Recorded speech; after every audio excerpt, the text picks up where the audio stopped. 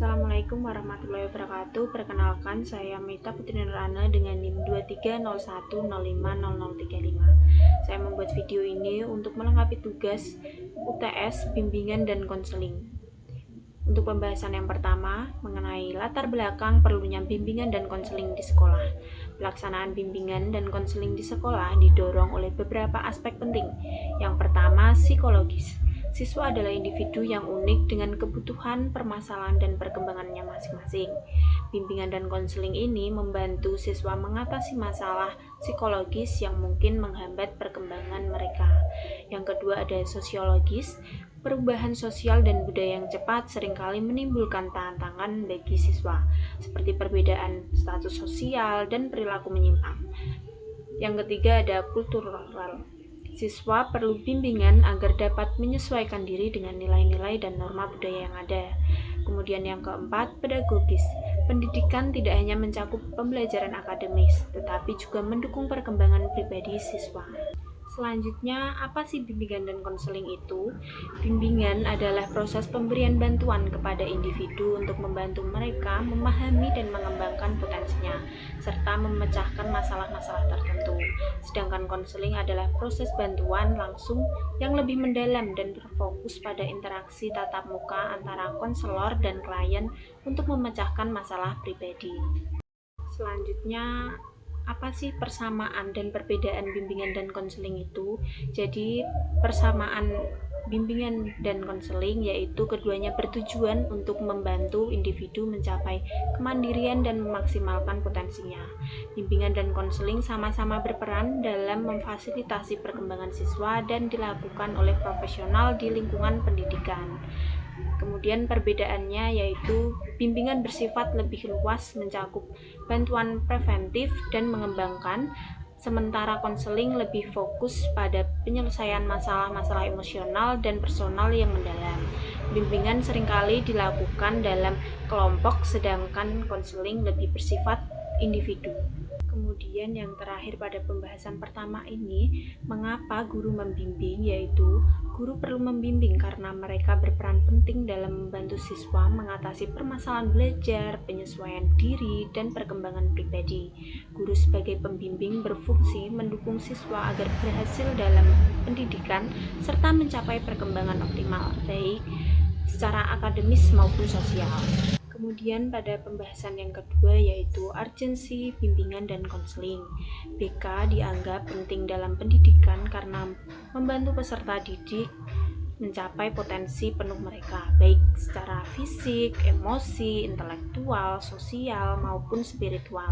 Dalam perkembangannya, siswa seringkali menghadapi tantangan yang menghambat kematangan mereka. BK memfasilitasi konseling untuk memahami dirinya dan lingkungannya, serta memberikan solusi bagi masalah-masalah yang dihadapi selama perkembangan. Selanjutnya, bagaimana kedudukan BK dalam pendidikan formal itu? BK memiliki posisi strategis dalam kurikulum pendidikan formal sejak kurikulum 1975. Layanan ini berfungsi untuk mendukung proses pembelajaran dan pengembangan siswa di sekolah, baik dalam aspek akademis maupun kepribadian. Selanjutnya ada 3 wilayah atau bidang dalam pendidikan formal. Yang pertama yaitu manajemen dan kepemimpinan. Ini mencakup pengelolaan aspek administratif, pengembangan staf, dan infrastruktur sekolah. Yang kedua yaitu pembelajaran yang mendidik. Ini mengembangkan kurikulum dan mengajarkan keterampilan, pengetahuan, serta kemampuan komunikasi peserta didik. Kemudian yang ketiga yaitu bimbingan dan konseling. Ini melayani kebutuhan individual siswa agar mereka dapat berkembang sesuai dengan minat, bakat, dan potensinya. Dan yang terakhir pada pembahasan kedua ini, keunikan dan keterkaitan tugas guru dan konselor. Guru dan konselor memiliki tugas bersama dalam mengembangkan peserta didik, meski masing-masing mereka memiliki peran khusus. Keduanya bekerja sama untuk mengoptimalkan perkembangan siswa. Guru bertanggung jawab dalam proses pembelajaran, sedangkan konselor membantu menangani masalah perkembangan personal siswa melalui kegiatan rujukan atau referral. Kolaborasi ini memungkinkan pembelajaran yang lebih efektif dan membantu siswa mengatasi hambatan belajar. Kemudian pembahasan kita yang ketiga, yaitu tujuan bimbingan dan konseling. Tujuan umumnya yaitu untuk membantu siswa mengembangkan diri secara optimal sesuai dengan tahap perkembangan, kemampuan dasar dan latar belakang mereka, serta tuntunan lingkungan positif. Hal ini membantu siswa menjadi individu yang mandiri, mampu memahami diri sendiri, menerima lingkungan secara positif, serta mampu mengambil keputusan yang bijak. Kemudian tujuan khusus BK yaitu meliputi membantu siswa dalam mencapai perkembangan dalam aspek pribadi sosial, belajar, dan karir. Selanjutnya ada fungsi bimbingan dan konseling, yaitu ada 4. Yang pertama, fungsi pemahaman. BK ini memberikan pemahaman kepada siswa dan pihak terkait mengenai aspek-aspek yang penting bagi pengembangan siswa.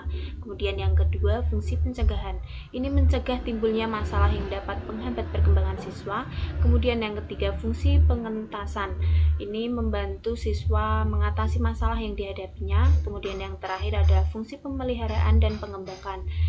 BK ini memelihara serta mengembangkan kondisi pribadi siswa secara berkelanjutan. Kemudian yang terakhir pada pembahasan ketiga ini yaitu orientasi bimbingan dan konseling. Ini terdapat 3 orientasi, yaitu yang pertama orientasi perseorangan. Ini fokus pada layanan individual untuk setiap siswa meskipun layanan ini diberikan secara berkelompok. Kemudian yang kedua, orientasi perkembangan. Ini menekankan pentingnya peranan perkembangan yang dialami siswa saat ini dan di masa depan, serta berusaha memfasilitasi kematangan perkembangan. Yang terakhir adalah orientasi permasalahan. Ini menekankan perhatian pada kemungkinan adanya masalah pada diri siswa dan mengupayakan solusi untuk mengatasinya. Kemudian pada pembahasan yang keempat ini terdapat asas-asas dan prinsip-prinsip bimbingan dan konseling, yaitu yang pertama asas-asas bimbingan dan konseling terdapat 8 asas, yaitu yang pertama asas kerahasiaan, informasi konseling harus dirahasiakan. Yang kedua, asas kesukarelaan, konseling dilakukan atas dasar sukarela. Yang ketiga, asas keterbukaan, yaitu kedua pihak harus terbuka dalam proses konseling. Yang keempat adalah asas kekinian, ini fokus pada masalah yang sedang dialami. Yang keempat, asas kemandirian, konseling bertujuan untuk membantu siswa mandiri. Yang keenam, yaitu asas kegiatan, siswa harus aktif menerapkan solusi. Yang ketujuh, asas kedinamisan, ini mendorong perubahan positif. Dan yang terakhir, yang kedelapan, yaitu asas keterpaduan, mengintegrasikan semua aspek perkembangan siswa. Selanjutnya ada prinsip-prinsip bimbingan dan konseling, yaitu yang pertama berpusat pada siswa, yang fokus pada kebutuhan individu siswa. Kemudian yang kedua, fleksibilitas, disesuaikan dengan situasi siswa. Yang ketiga, preventif dan kuratif, ini mencegah dan mengatasi masalah. Dan yang keempat yaitu kerjasama, konselor bekerja sama dengan guru. Sebagai calon guru kelas SD, pengetahuan tentang bimbingan dan konseling atau BK penting untuk mendukung perkembangan siswa. Dalam praktiknya, guru dapat menerapkan fungsi BK dengan memahami kebutuhan siswa, mencegah masalah seperti bullying, dan mendukung potensi mereka. Orientasi BK diterapkan dengan memberikan perhatian individu, menyesuaikan pengajaran sesuai perkembangan siswa, dan mengenali serta membantu mengatasi masalah yang muncul. Guru juga bisa mengadopsi asas BK seperti menjaga kerahasiaan, mendorong keterbukaan siswa, serta mengajarkan kemandirian dalam pengambilan keputusan. Ini membantu siswa berkembang secara holistik di sekolah. Guru yang berkualitas memiliki kompetensi profesional, pedagogis, sosial, dan kepribadian yang baik. Kompetensi ini diperlukan untuk mendukung keberhasilan pendidikan siswa. Dalam kaitannya dengan bimbingan dan konseling, sebagai calon guru SD, saya akan berkolaborasi dengan konselor sekolah, mengamati perkembangan siswa, dan memberikan bimbingan sederhana sehari-hari untuk mencegah masalah yang lebih besar. Memahami karakter serta didik juga sangat penting, karena setiap siswa memiliki kebutuhan dan gaya belajar yang berbeda. Dengan memahami gaya belajar, kebutuhan emosional, dan perkembangan sosial mereka melalui observasi dan asesmen, guru dapat menyesuaikan metode pengajaran dan memberikan dukungan yang tepat sehingga siswa dapat berkembang secara optimal. Berikut adalah 9 layanan bimbingan dan konseling atau BK dari pola umum 17+ serta contoh implementasinya di sekolah dasar. Yang pertama yaitu layanan orientasi. Layanan ini membantu siswa baru mengenal lingkungan sekolah, teman, dan guru. Di sekolah dasar ini bisa berupa kegiatan pengenalan kelas dan sekolah kepada siswa baru di awal tahun ajaran. Yang kedua yaitu layanan informasi, memberikan informasi yang diperlukan siswa, misalnya terkait metode belajar atau tata tertib sekolah. Implementasinya dapat berupa pembagian buku panduan siswa atau sesi khusus mengenai aturan sekolah. Yang ketiga yaitu layanan penempatan atau penyaluran, membantu siswa ditempatkan sesuai dengan bakat dan minatnya. Di sekolah dasar, ini dapat diterapkan dengan membantu siswa memilih kegiatan ekstrakurikuler yang sesuai dengan minat mereka.